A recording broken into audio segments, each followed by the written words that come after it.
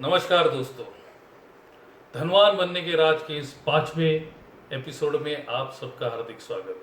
फिर से शुरू करने के पहले आपसे गुजारिश है कि अगर आपने चैनल को सब्सक्राइब नहीं किया है तो तुरंत कर लीजिए, क्योंकि अभी काफ़ी सारे एपिसोड बाकी है और बेल आइकन को दबाना ना भूलें। चलिए तो फिर इस सफ़र को जारी रखते हैं। धन्य है वह व्यक्ति जो ज्ञान पाता है, वह व्यक्ति जो समझ हासिल करता है, क्योंकि वह चांदी से अधिक लाभदायक है और सोने की तुलना में बेहतर लाभ प्राप्त करता है। वह माणिक से अधिक कीमती है, कोई भी आपकी इच्छा की उसके साथ तुलना नहीं की जा सकती। इस वीडियो सीरीज के प्रारंभ में मैंने उल्लेख किया था कि लोग समृद्ध क्यों नहीं होते हैं। उसकी 3 बड़ी समस्याएं हैं। 1, लोग अवचेतन रूप से अमीर बनना पसंद नहीं करते। 2, लोग आर्थिक रूप से मूर्ख हैं। और 3, लोग धन के लिए तेज सवारी नहीं करते। मेरा मानना है कि पहली समस्या सभी की सबसे बड़ी समस्या है। यही कारण है कि मैंने उस समस्या को हल करने के लिए पहले 4 गोपनीयता के एपिसोड्स खर्च किए। पहली समस्या को हल करने के लिए कि लोग अवचेतन रूप से अमीर ही नहीं बनना चाहते हैं, आपको सभी 4 गोपनीयता लागू करने की आवश्यकता है। सीक्रेट 1 क्या है? आपकी वित्तीय सफलता के लिए जिम्मेदार बने। सीक्रेट 2 है अपने मनोवैज्ञानिक बटुए को, तिजोरी को बढ़ाए। तीसरा है पागल धार्मिक विश्वासों से छुटकारा पाए। और चौथा, अपने सपनों के लिए पूरी तरह से प्रतिबद्ध रहे। सीक्रेट 5 में हम देखेंगे कि अपने वित्तीय आईक्यू को आप कैसे बढ़ा सकते हैं। मैं अब दूसरी समस्या पर ध्यान दूंगा कि लोग अमीर क्यों नहीं होते, क्योंकि वे नहीं जानते कि कैसे अमीर बने। यह खंड आपके दिमाग को झंझोड़ देगा कि पैसा कमाना कितना सरल है। आपको इसे प्राप्त करने के लिए एक शानदार पीएचडी होने की जरूरत नहीं है। आपको बस बहुत सरल संकल्पनाओं को सीखने की जरूरत है, जो आपके आर्थिक जीवन को हमेशा के लिए बदल देंगे। अगले कुछ मिनटों में आप सीखेंगे कि पैसा कैसे काम करता है। याद रहे, वित्तीय अज्ञानता महंगी है। कुछ लोगों को लगता है कि इस तरह से फ्री होने के बावजूद वक्त डाल के यह वीडियो सीरीज देखना महंगा है। मैं सेमिनार्स भी देता हूं और लोगों को लगता है कि हम जो शूट लेते हैं वो बहुत अधिक है। यदि आपको लगता है कि ज्ञान महंगा है तो इसे दुर्लक्षित करें। आपको वह महसूस होगा कि यह 1,00,000 गुना अधिक महंगा है। मैं आपको अपनी साख देता हूं। आईक्यू 132 है मेरे पास औसत से अधिक सामाजिक कौशल है। मैंने कॉलेज में वाणिज्य तथा मानस शास्त्र पूरा किया है। मैंने मानसोपचार तंत्र में पोस्ट ग्रेजुएट पाठ्यक्रम किया तथा डॉक्टरेट हासिल की। मैंने 4 संगठनों की स्थापना की और मैं एक अधिक या कम से अधिक पूर्ण व्यक्ति हूँ। लेकिन ये सब इस तथ्य को दूर नहीं कर सकते कि मैं वित्तीय अज्ञानी था।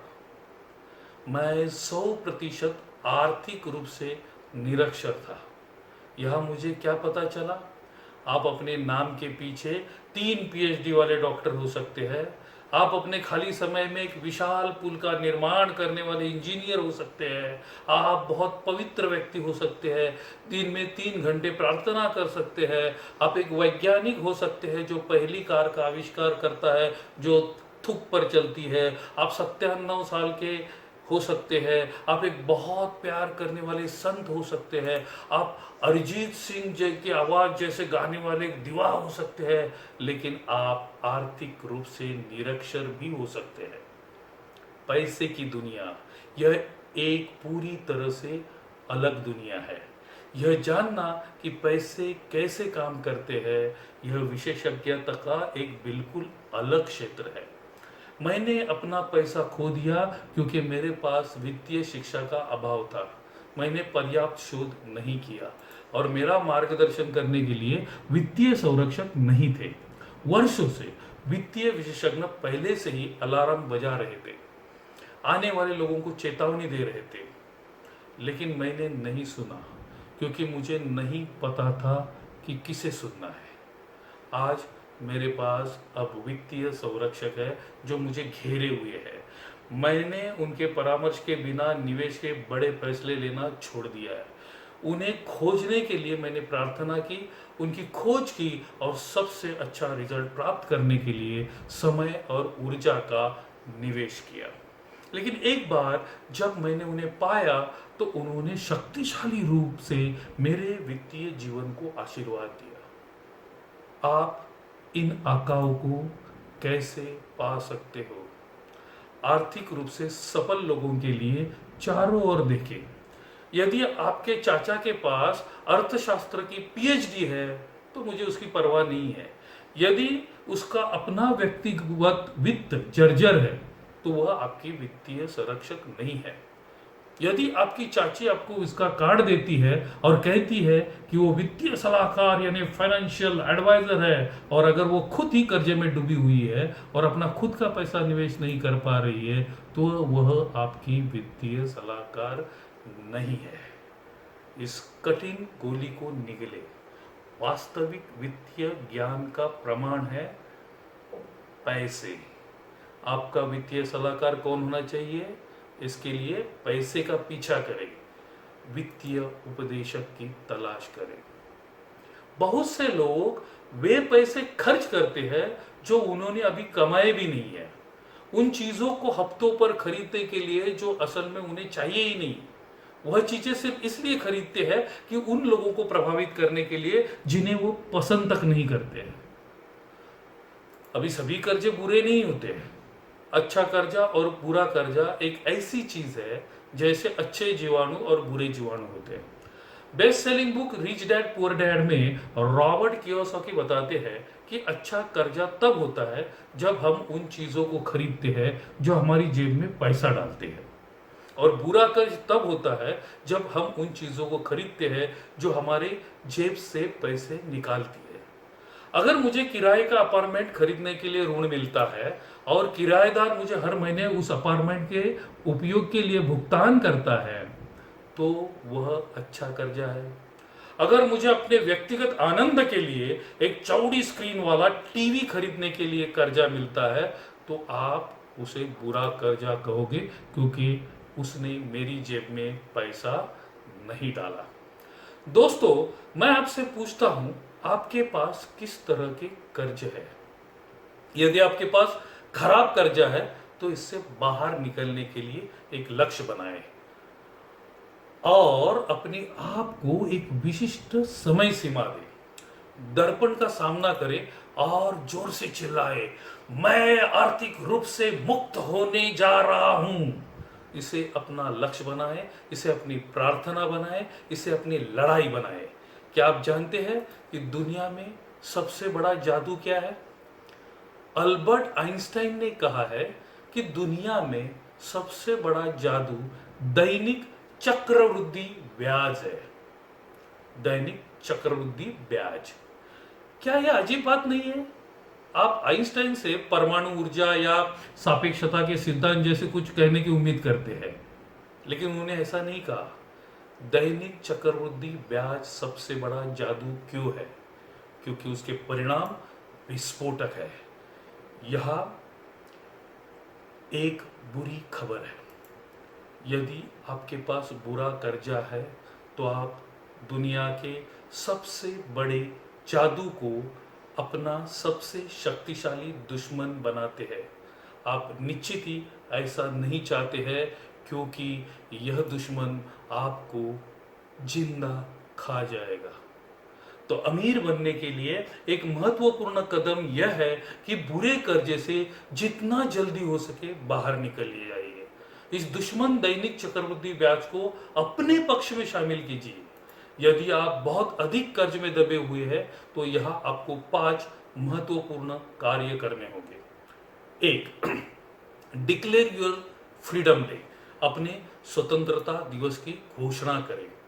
यदि आप अपने सभी कर्जों के बारे में सोचते हैं तो यह आपकी आत्मा को मार देगा। याद रखें कि मैंने क्या कहा था। आप किस पर ध्यान यानी फोकस केंद्रित करते हैं? इसलिए अपनी आने वाली स्वतंत्रता पर ध्यान दें। आर्थिक रूप से मुक्त होने के लिए एक समय सीमा लिखें, इसे अपना स्वतंत्रता दिवस कहे और एक बड़े उत्सव की योजना बनाएं।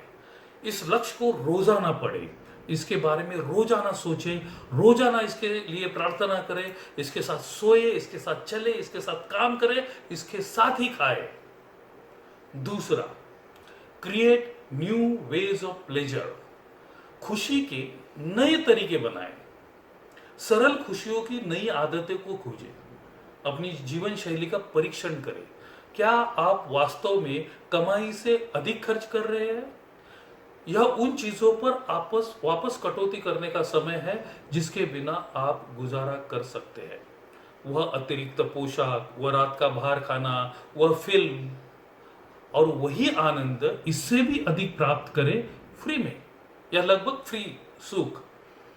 पार्क में एक पिकनिक, पुस्तकालय में जाके शांति से एक आध किताब पढ़ना, मोहल्ले में चक्कर लगाना, या ऐसे मनपसंद काम जिसमें कोई खर्चा नहीं होता या बहुत ही कम होता है। थर्ड है, schedule your steps to freedom, यानी स्वतंत्रता के लिए अपने कदमों की सूची बनाएं। एक सरल जीवन शैली यानी सिंपल लाइफस्टाइल से आपकी बढ़ी हुई बचत के साथ बैठकर लिखिए कि आप अपने कर्जों का भुगतान करने के लिए हर महीने कितना पैसा अलग कर सकते हैं। सभी भुगतानों को शेड्यूल कर सकते हैं, पहले उच्च ब्याज वाले कर्जों के साथ, और यदि आप कर सकते हैं तो उच्च ब्याज कर्जों का कम ब्याज वाले कर्जों में स्थानांतरित करें। चौथा है, don't borrow when you can't afford it. उधार मत लीजिए अगर परवड़ता नहीं है तो, क्योंकि यह समय नहीं है। कभी भी उपभोक्ता सामान खरीदने के लिए उधार न ले। यदि आपके पास उसे खरीदने के लिए अभी पैसे नहीं है तो इसे ना खरीदे। यदि आपके बटुए में क्रेडिट कार्ड एक बहुत बड़ा प्रलोभन है तो तब तक इससे छुटकारा पाए जब तक आप अनुशासन हासिल नहीं करते। सबसे डेंजर है क्रेडिट कार्ड। पांचवा है, निगोशिएट विथ योर क्रेडिटर्स, यानी अपने लेनदारों के साथ बातचीत करें, निगोशिएट करें। अपने लेनदारों को नियमित रूप से मिले, उन्हें आश्वस्त करें कि आप भुगतान करेंगे, लेकिन उनकी ब्याज दरों को कम करने के लिए बातचीत करें।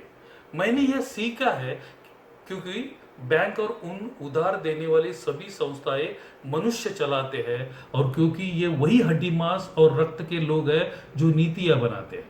सब कुछ निगोशिएबल है, सब कुछ।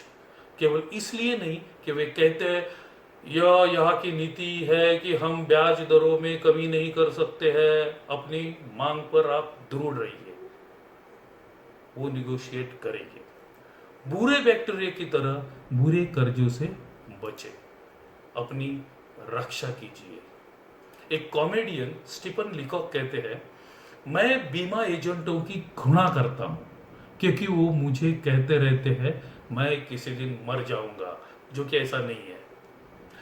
जीवन में पैसे की बात आने पर आपको दो बड़ी समस्याएं होती है, एक बहुत जल्दी मरना या बहुत लंबा जीना।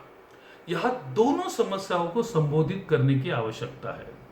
यदि आप बहुत छोटे हैं और आपकी मृत्यु होती है तो आप उन लोगों को पीछे छोड़ देंगे जो आपके उत्पन्न पर निर्भर है। उनके साथ क्या होगा? आपका अपनी मृत्यु के बाद भी उनके लिए पैसे प्रदान करने की आवश्यकता पड़ेगी। यदि आप बहुत लंबे समय तक जीवित रहते हैं और अपनी सेवानिवृत्ति के 30 साल बाद जिंदा रहते हैं तो क्या आपके पास अगले 30 वर्षों तक अपनी आवश्यकताओं को बनाए रखने के लिए पर्याप्त बचत होगी? आपको अपने बुढ़ापे के लिए पैसों की व्यवस्था प्रदान करने की आवश्यकता होगी। एक समस्या का समाधान पर्याप्त नहीं होगा, आपको दोनों को हल करने की आवश्यकता है, और आप कर सकते हैं। अगर मेरी बचत अभी भी कम है और मेरी जिम्मेदारियां अभी भी ऊंची है, तो अगर मैं शारीरिक रूप से विकलांग हो जाता हूं या अचानक मर जाता हूं तो मेरी पत्नी और बच्चों के लिए आय प्रतिस्थापन की आवश्यकता होगी। वह केवल बीमा खरीदने से आ सकती है। अब मुझे पता है कि कुछ लोगों को इस शब्द से एलर्जी है। यदि आप बस में बैठे हैं और आपके बगल वाला व्यक्ति अचानक बीमा एजेंट के रूप में अपना परिचय देता है, तो क्या आप जल्दी से बस से नीचे उतर जाते हैं और उसे पीछा छुड़ाते हैं? यह एक और समस्या है। मैं कुछ लोगों को जानता हूं जो बीमा की ईश्वर में विश्वास की कमी के रूप में निंदा करते हैं। यदि बीमा का अर्थ भगवान पर भरोसा नहीं है, तो हमें अपने घरों में खिड़कियां और आग बुझाने के यंत्रों में आग लगाने से भी बचना चाहिए, क्योंकि भगवान सभी आग से हमारी रक्षा करेंगे। फिर हम फिर हमें अपनी कारों में अपने दरवाजे और अलार्म भी ताले नहीं लगाने चाहिए, क्योंकि भगवान सभी चोरों से हमारी रक्षा करेंगे। तब हमें विटामिन नहीं लेना चाहिए, क्योंकि हमें भगवान स्वस्थ रखेंगे। बिल्कुल बेतुकी बातें हैं। मेरा मानना है कि भगवान हमारे परिवारों को बीमा नामक इस आशीर्वाद के माध्यम से रक्षा करते हैं, तो सुरक्षा प्राप्त करें। यह विषय बहुत ही महत्वपूर्ण है, लेकिन इसके बारे में बहुत समय तक अभ्यास करना उबाऊ हो सकता है। इसलिए मैंने इसे 2 उपभागों में विभाजित कर दिया है। ये 5वां ए हिस्सा है और 5वां बी हिस्सा, यानी कि अगला हिस्सा अगले शनिचर को। तब तक शुभमस्तु।